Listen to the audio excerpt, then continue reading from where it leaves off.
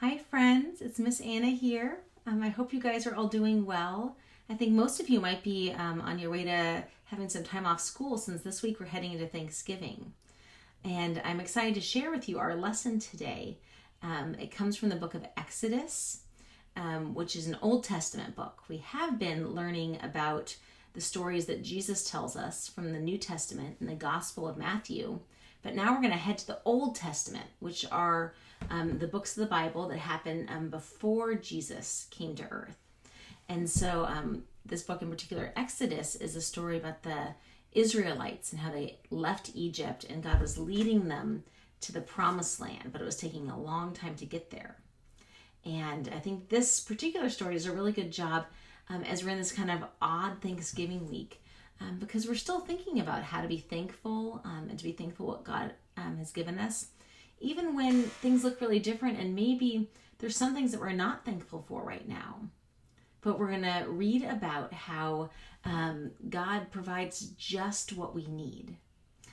We have this book that we like called Yummy Yucky that we read with my kids when they were little. And there's this one page that I think that really has to do with this.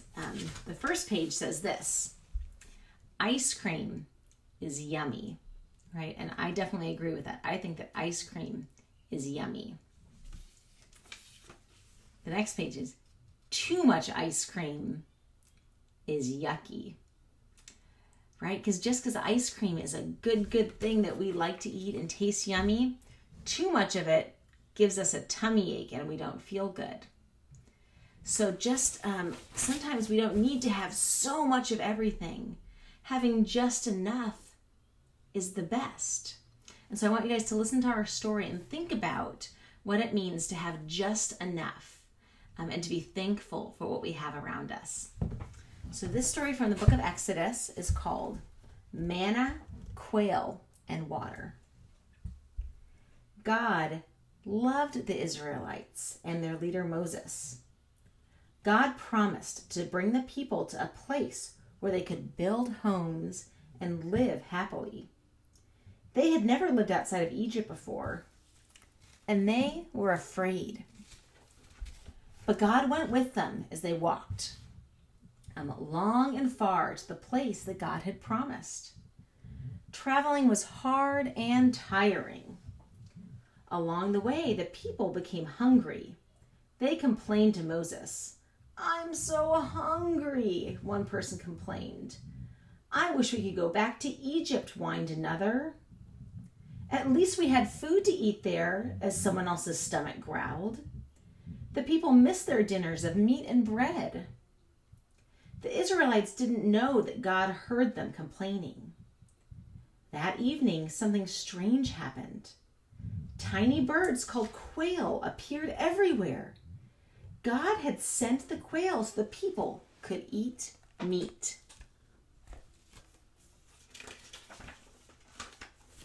The next morning, the ground glistened with fresh dew. Even after the sun dried up the dew, there was still something covering the ground. It looked like bread had rained down from heaven. It was manna. The manna looked like tiny seeds and tasted like bread. The people ate, and every day God sent just enough manna and quails so they had food to eat that day.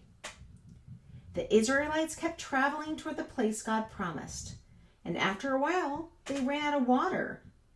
Even though God had given them everything they needed, they still complained. The people were thirsty. This time, God gave Moses some instructions. He told Moses to hit a rock with his staff. When he did, water gushed out of the rock. The people had more than enough to drink, and God gave food and water to the Israelites every day. God took care of the people, just like God had promised. So I want us to think about that this week as we celebrate Thanksgiving, and it feels kind of different, and there are some things that we don't have right now. I hope that you guys can look around and see what God has provided around you, and that we can be thankful for the things that are in front of us and know that God provides us just what we need. I love you guys and happy Thanksgiving.